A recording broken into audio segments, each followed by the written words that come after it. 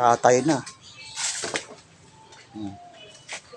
So yun, ito yung naging problema niya. Binaba natin ang kanyang makina dahil ayaw niya nang pumasok ng kambyo.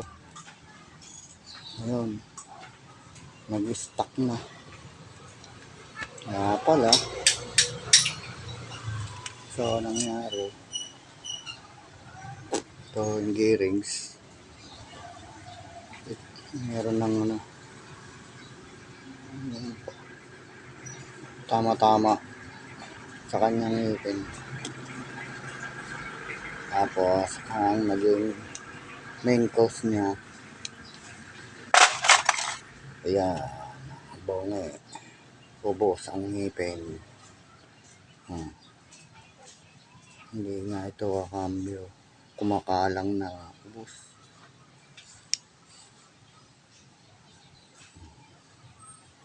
Yan, sa tagalan na to. Dapat pati bearing nito mapapalit. Katay na.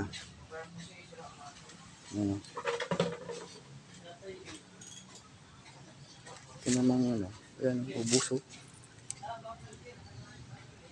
Maubos ang ngipin.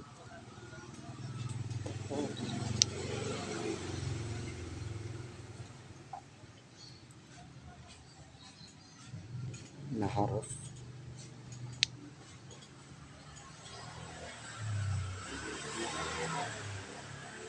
Ito yung ano, second gear.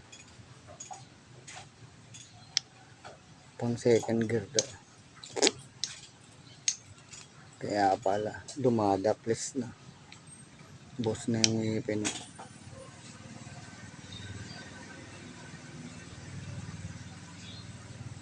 Yan.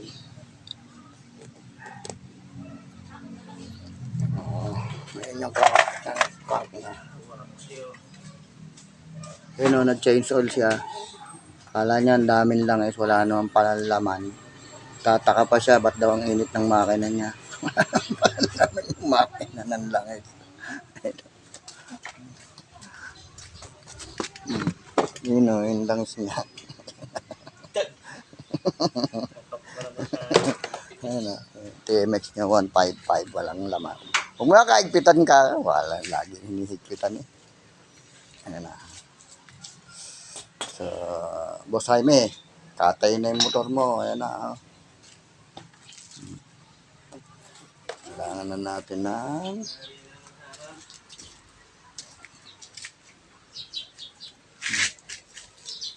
XRM 110 gearing ang problema.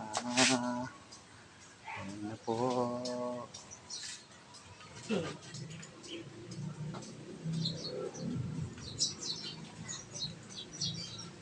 So yun o.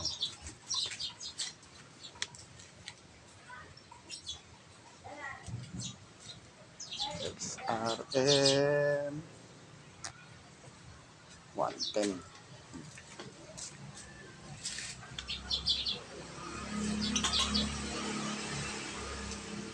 Daan na. Katay na.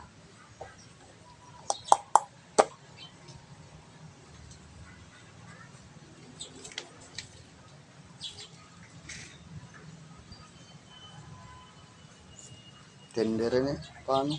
Dapat mapagtan ng mga bearing nito. Pero okay pa naman yung bearing niya. Ayos pa. Oh, naubos lang talaga yun. Yun o.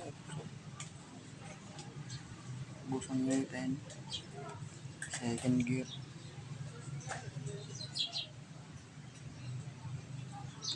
Gawa ng ano to. Yung oil pump, ito yung nasira dati. Ito ang oil pump na yan. Yan yung gear na yan. Ito yung nasira dati. Yan.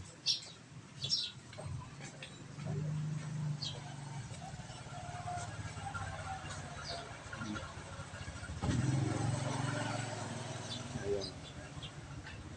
Ayun yung nabungi dati na oil pump eh. Yung gear na to, no plastic na to. Yun yung nasira dati. Yan. Kaya hindi gumana yung kanyang langis paakyat. Kaya yung head niyan, may tama din eh. Ayan.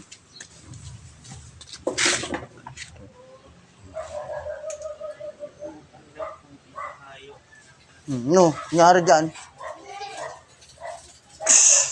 Wala ka na tuloy dipstick. Hindi inaapitan ng langis.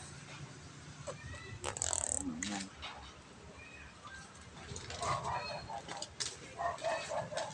Okay na.